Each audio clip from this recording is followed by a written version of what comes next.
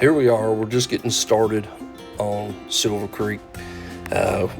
We went about 100 foot or so down and activated the camera and started out, and hadn't gone more than 150 yards when we hit our first roadblock.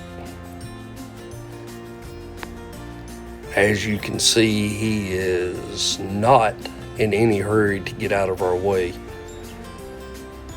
So I ended up getting out of the vehicle and having a chat with this four-legged gentleman, and he finally agreed to move over and let us by.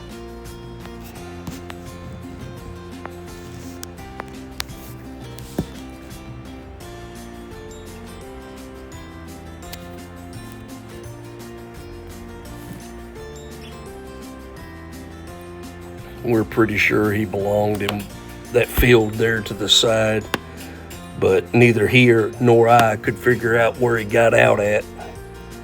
So talked to him for a minute and he finally let us by.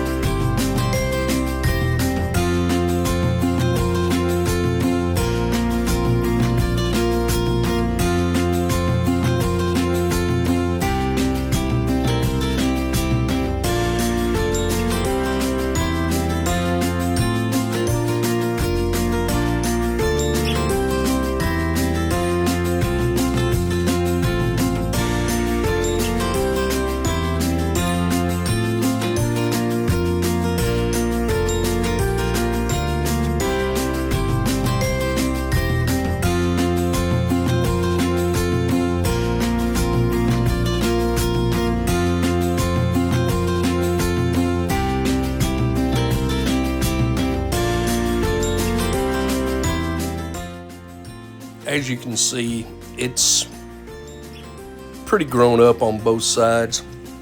We did end up with some pinstriping. Certain areas of it's very, very clear that it gets a lot of side-by-side traffic, and I believe that's why it's so tight on the sides. Is there's just not that many wide vehicles going through it to open it up.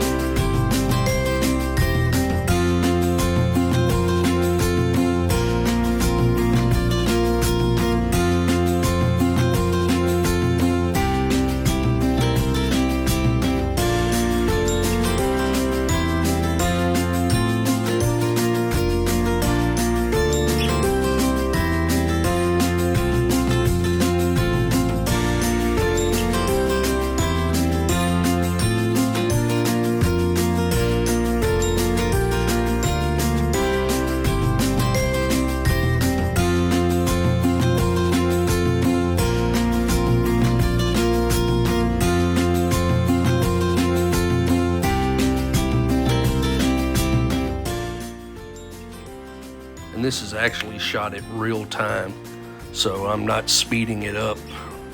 The trail was gravel for the most part and in real good shape. Here in a few minutes we'll come up on a bypass around a downed tree that was kind of rough. Then we had a couple of other spots past that were a little hairy, but we'll talk about them in a minute.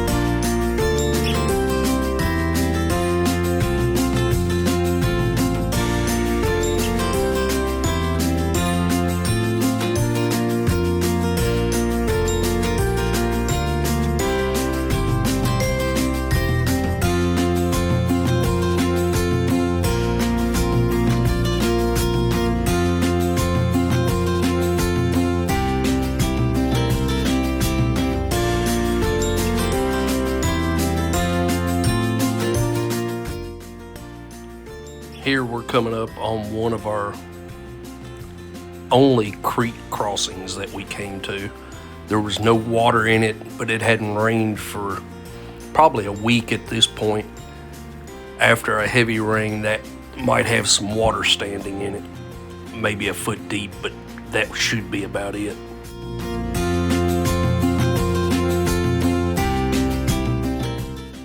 For it to have been a week since we had any rain, we were surprised that we found as many mud holes as we did. This point of the trail is quite a ways from the creek. There's a big river bottom out on the right. So seeing the water in the places we did was kind of surprising.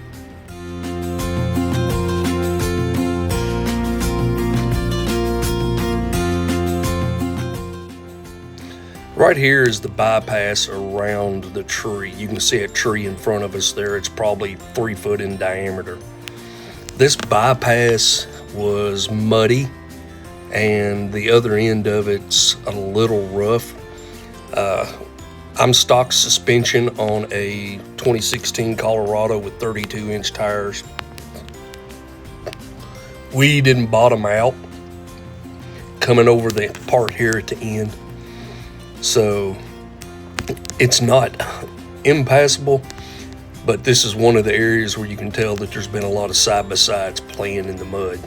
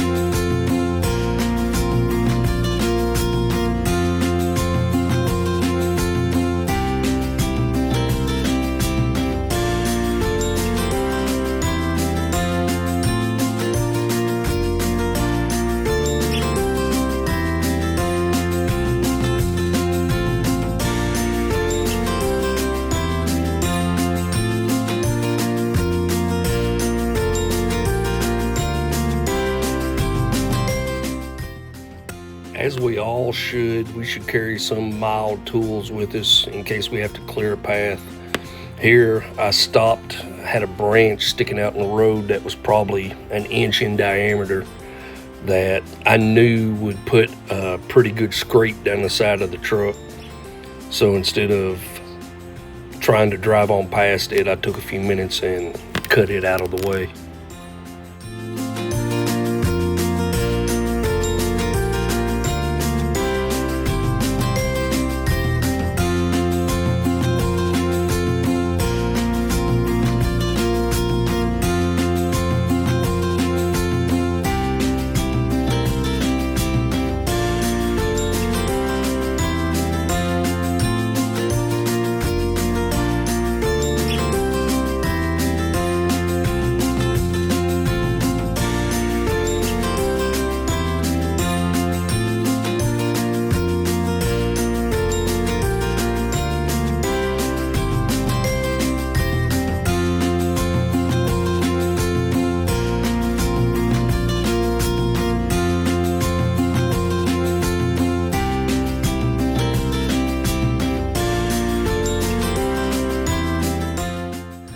As you can see here, we're back to running alongside the creek.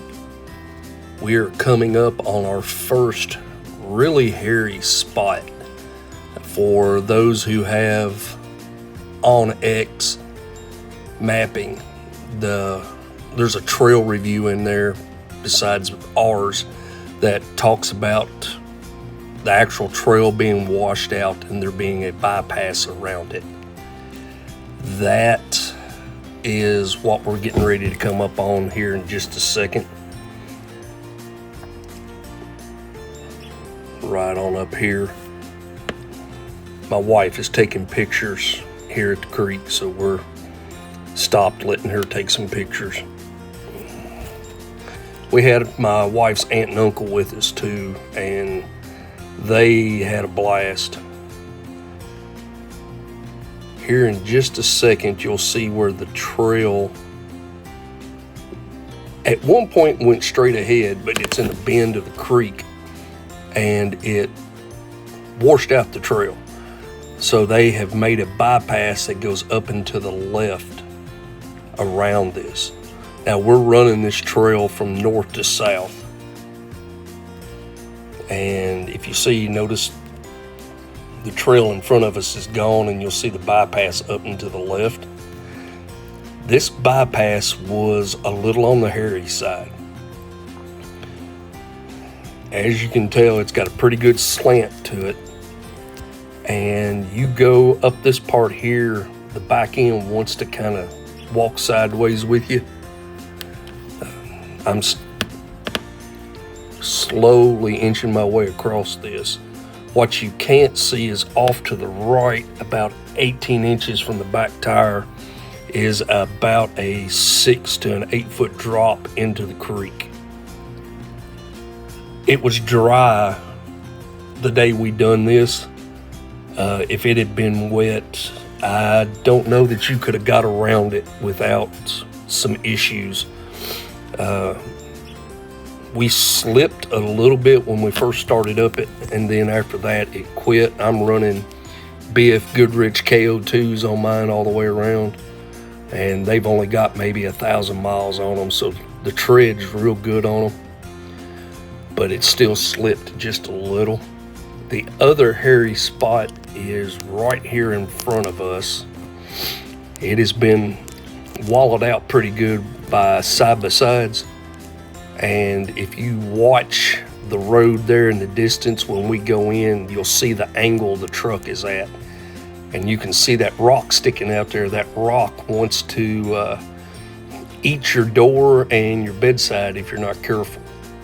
I actually had to make 2 passes through this.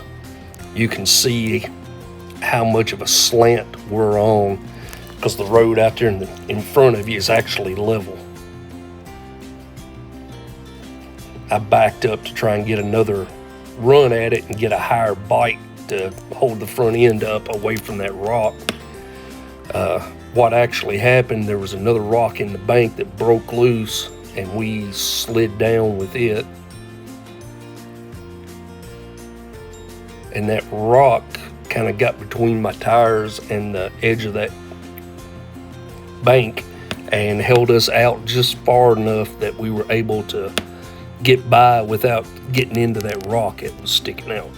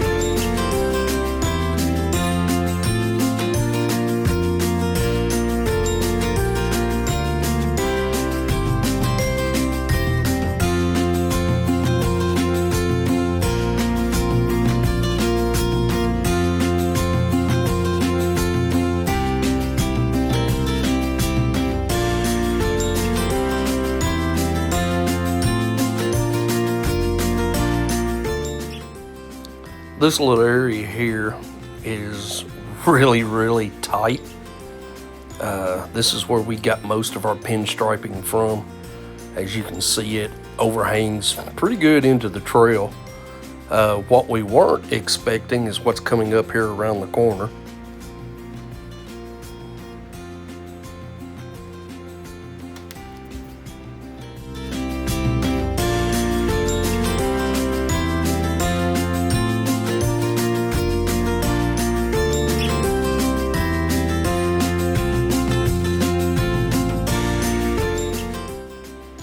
This is what we weren't expecting. We actually hit several of these that ranged in depth from, I think this one here was about 6 to 8 inches. The next one we go through was deep enough that the exhaust pipe was underwater. So it was probably 18 to 24 inches deep. Now, one thing good about all of these mud holes that we're going through now, all of them have rock bottoms, so there's plenty of traction. They're smooth, or at least at the time of this video, they were smooth, and there wasn't any issues going through them.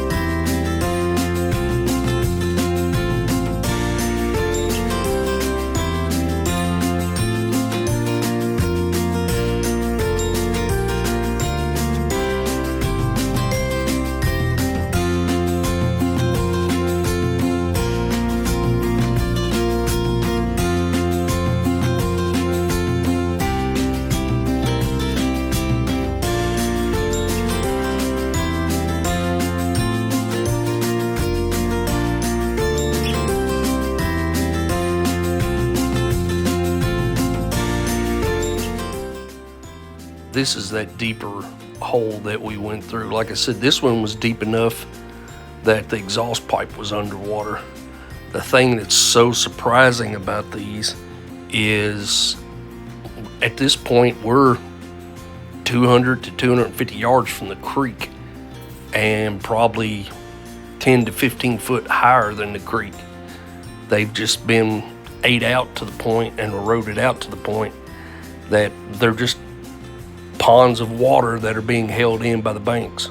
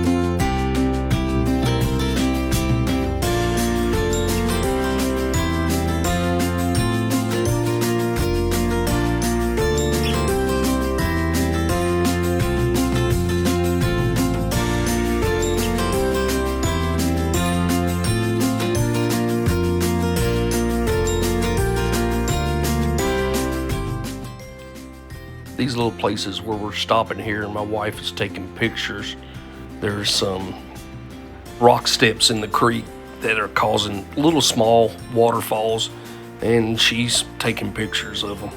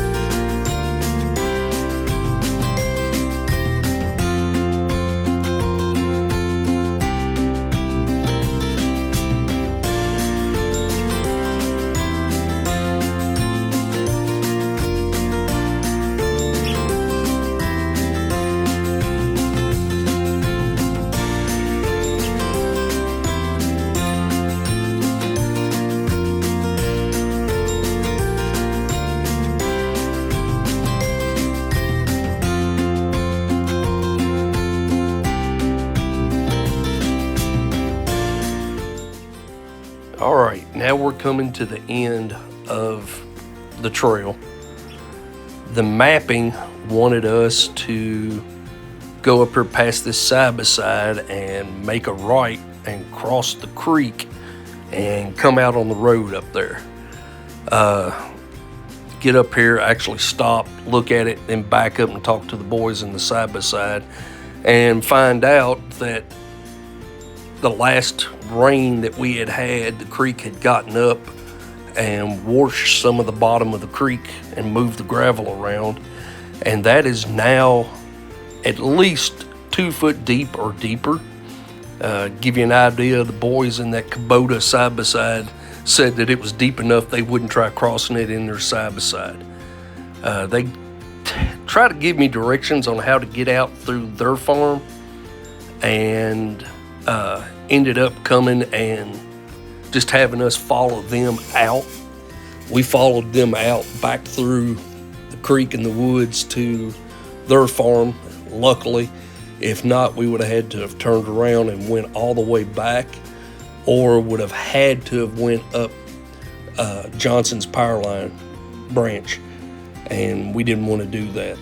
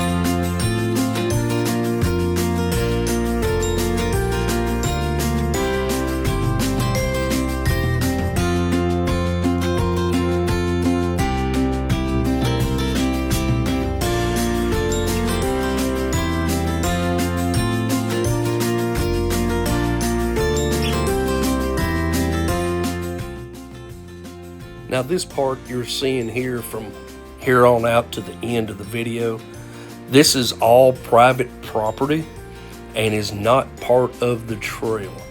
This is a private trail belonging to this particular farm, and we were just lucky enough they let us use it to get out.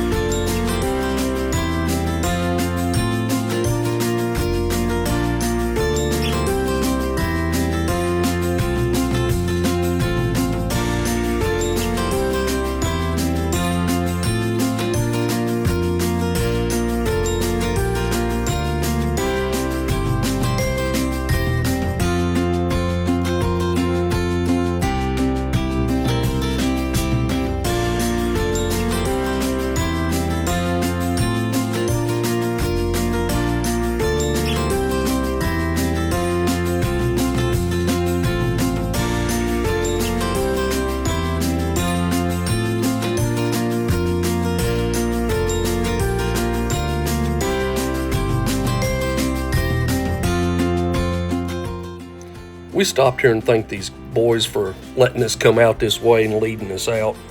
They said that there was a trail that went on from where we were at that turned into the Johnson's branch, Powerline branch, turned into it, but he said it was really, really rough, so we didn't take it and go that way.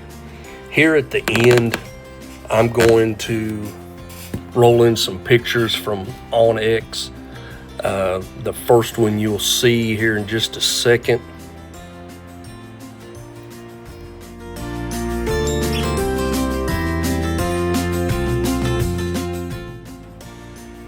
Is the trail in relation to Richmond and Nicholasville, those four little trails there. This is actual Silver Creek Playground Trail. That was the one we've done. And then here's some of the rating info and distance. It says 3/4 of an hour. It took us right at 40 minutes, even with stopping for the pictures and stuff. And then here at the end is a description that's from Onyx. There are several trail reviews. Always go in and read the trail reviews. I hope you enjoyed. Thanks for watching. I'll get another video up for you soon.